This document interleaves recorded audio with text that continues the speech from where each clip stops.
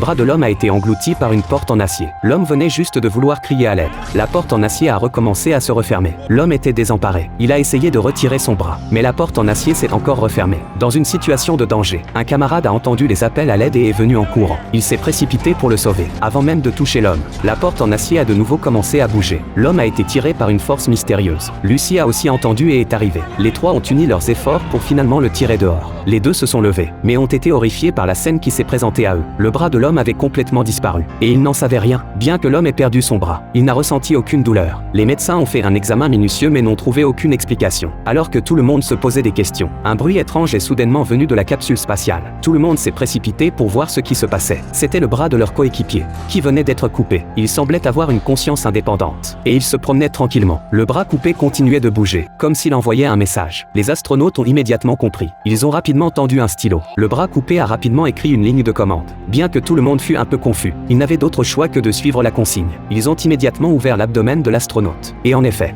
ils ont trouvé le gyroscope disparu à l'intérieur. Ils l'ont rapidement réinstallé dans le système de contrôle. Puis ils ont commencé à scanner l'univers autour d'eux. Ils ont découvert que la Terre n'avait pas disparu, mais qu'elle avait été déplacée de l'autre côté du système solaire. Tout le monde a été fou de joie. Ils ont immédiatement commencé à manœuvrer la capsule de sauvetage en direction de la Terre. Mais tous les boutons du vaisseau spatial ont soudainement perdu leur signal. Leurs espoirs de retourner sur Terre ont été anéantis. Maintenant, ils n'avaient d'autre choix que de réparer le vaisseau spatial pour pouvoir continuer à essayer. Ce que personne ne savait, c'est qu'une terrible crise se préparait en silence. La femme venait juste de se préparer à aller aux toilettes, lorsqu'elle a soudainement remarqué une grande quantité d'eau au sol. Avant qu'elle ait pu réagir, le tuyau d'eau a explosé instantanément. La femme a été horrifiée. Elle a rapidement appelé à l'aide, mais elle a oublié qu'il n'y avait pas de signal. Elle a donc dû appuyer sur le bouton d'alarme. Quand ses coéquipiers sont arrivés, le niveau de l'eau avait déjà englouti la porte en acier. Peu importe combien ils ont tiré, cela n'a servi à rien. Finalement, la capsule spatiale n'a pas pu supporter la forte pression de l'eau, et elle a éclaté sur place. Un froid glacial a instantanément tout gelé. La femme a également été malheureusement congelée. Deux autres coéquipiers sont morts de manière étrange. Tout le monde a compris que cette réalité parallèle semblait posséder une force mystérieuse, qui les détruisait petit à petit. Ce qui était maintenant le plus important, c'était de réparer immédiatement le système de signalisation du vaisseau spatial.